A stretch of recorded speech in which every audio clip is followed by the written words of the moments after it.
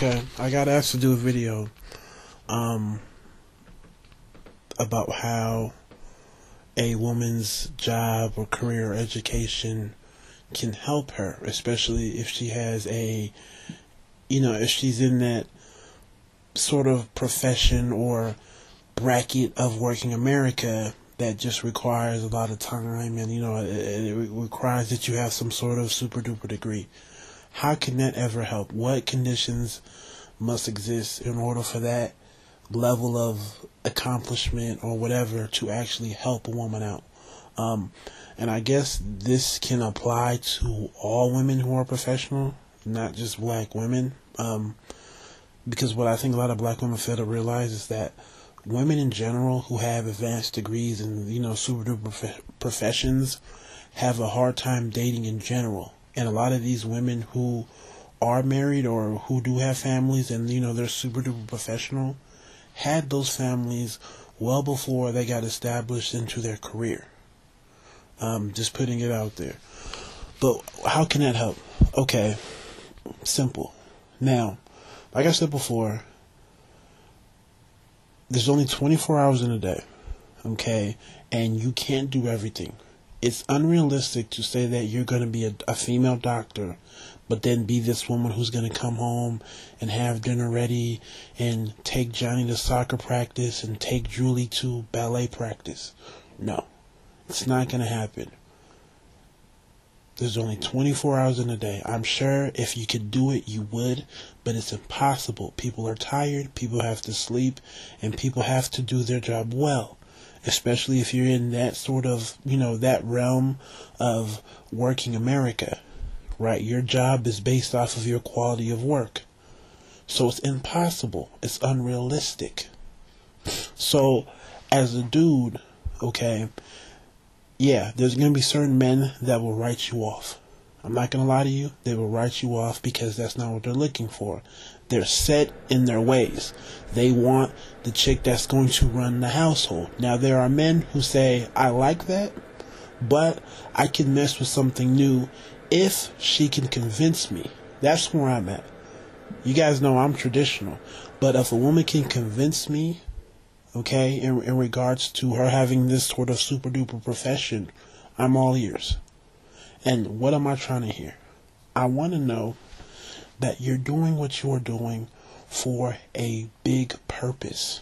What upsets me is I have a lot of friends and acquaintances, black female friends who are trying to be lawyers, doctors, dentists, and, and all the other fields in between and, related. But it's always for something personal, so they can have this sort of car, live here, or be the first person to do this. And it's selfish in nature. Okay? So you're not convincing me that you're going to be this family person, be this mother or this wife, if a big chunk of your life is going to something selfish in nature. So when I talk to my homegirls and they're telling me about law school, whatever, and what they want to do with it, it's selfish in nature. Now, men doing the same thing, do they have to justify why they're doing it? No, because it's already assumed that that money is going to go to the family if he chooses to have one. So a doctor can be as selfish as he wants, but the second he gets married and has children, it's already assumed that that money is also going to be going towards the family. But when women have money, it's not assumed that it's supposed to go to the family. Hence the whole idea of women who are professional wanting men who are professional. Yeah, part of it is compatibility, but part of it is, well, this money's mine, but I still want to have a certain lifestyle, so he better be bringing something to the table. Right? So it's like, my 6 figures goes to me, but his 6 figures goes to us. So it's that sort of mentality. Hence the whole reason to why women have to show that their job is for something grander, something bigger. The only woman that I've been impressed with that I've met thus far was actually a friend that I went to high school with. Now, we didn't talk in high school, but, we linked up on Facebook. And she is one of those super duper achievers. So she just has a list of different Ivy League schools that she's been to, right? You know, she's in a different class. And we were talking, and, you know, before we really got heavy, I was just like, I'm going to get the whole typical, I want to be the first person to do this, I want to make this amount of money, I want to have this position, this status, I want to work for this Fortune 500, yada, yada, yada. But when she broke down what she was trying to do, I was impressed.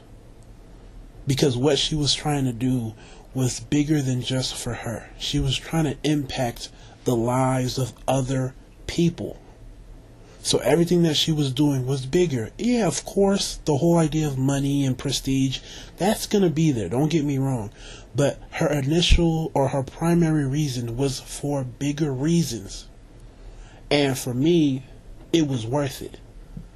Like, if I was ever to get serious with a chick like that, and, you know, she told me that, you know, I'm doing this, that, and this because I want to help out this larger group or do something that is bigger than just me, I can deal with the sacrifice.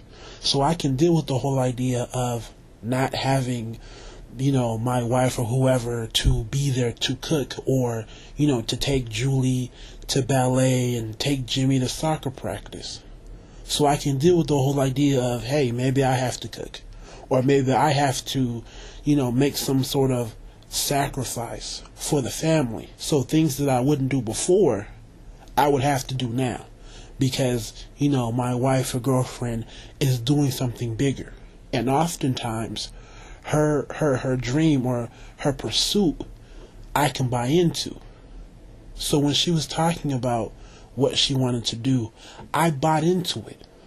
I was like, how can I fit into this? I can see myself trying to help you.